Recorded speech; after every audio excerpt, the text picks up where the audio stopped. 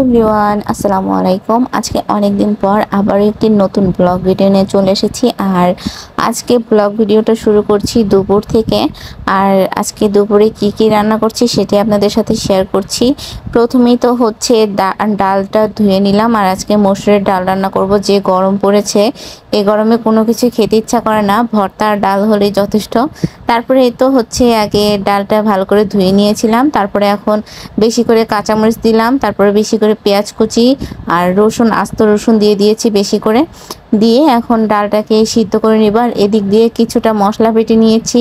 এখানে জিরা বাটা, তারপরে পেঁয়াজ রসুন বাটা, তারপরে এখানে পেঁয়াজ কেটে নিয়েছি। আর তার সাথে তো কাঁচামরিচ বেটে রেখেছিলাম। তারপরে এই তো ডালটা সিদ্ধ হয়ে গিয়েছে। তারপর হলুদ লবণ দিয়ে ডালটাকে ঘোটা দিয়ে পানি দিয়ে দিয়েছি বেশি করে।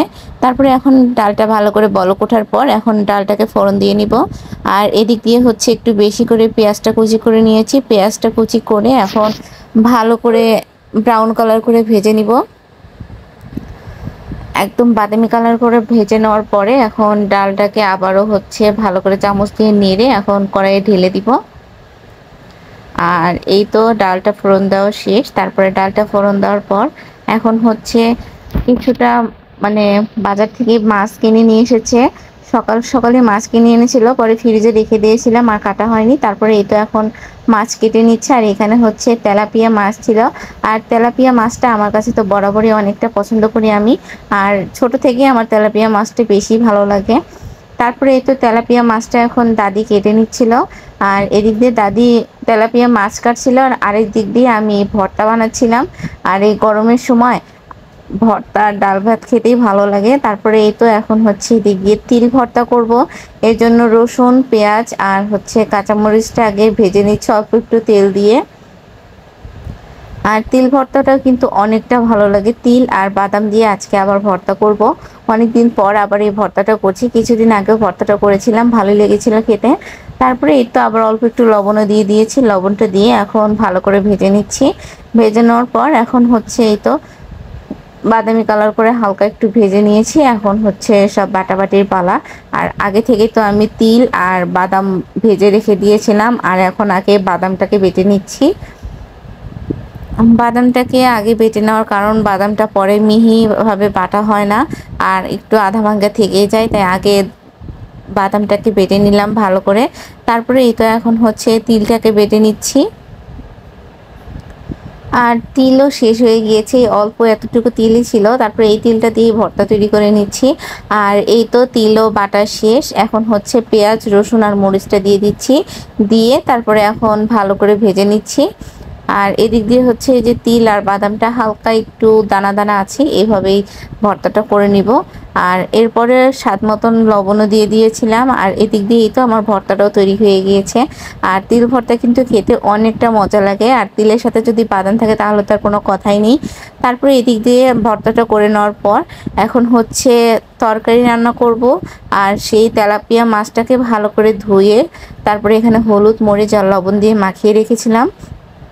তারপরে এখন আগে মাছটাকে ভেজে নিব। আর আজকে তেলাপিয়া মাছটা ধুন্দুল দিয়ে রান্না করব। আর ধুন্দুল কিন্তু ঠান্ডা খাবার, আর এই গরমের দিনে ধুন্দুল বেশি বেশি খেলে শরীরটাও ঠান্ডা থাকে।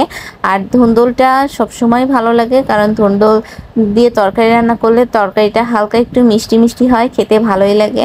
আর তারপরে এই তো মাছগুলোকে ভেজে নেওয়া শেষ, নামিয়ে নিয়েছি। আর এখন তরকারিটাকে বসিয়ে দিচ্ছি। প্রথমে কড়াইয়ে পরিমাণ মতন তেল দিয়ে দিয়েছি, তারপরে পেঁয়াজ কুচি দিয়ে দিলাম। তারপরে এখানে 1 চা চামচের মতন জিরা বাটা, তারপরে বেশি করে একটু কাঁচামরিচ দিয়ে দিয়েছি বাটা, কারণ ধুন্দুল এমনিতেই মিষ্টি থাকে, তাই একটু বেশি করে মরিচ বাটা দিয়ে দিয়েছি। তারপরে এই তো কাঁচামরিচটা আর জিরাটাকে ভালো করে ভেজে নেওয়ার পর এখানে একটু হলুদের গুঁড়া আর 1/2 চা চামচ মরিচের গুঁড়া দিয়ে দিয়েছি। তারপরে 1 চা চামচ লবণ দিয়ে দিয়েছি। লবণ এগুলো দিয়ে সব এখন মশলাটাকে ভালো করে কষিয়ে নিব।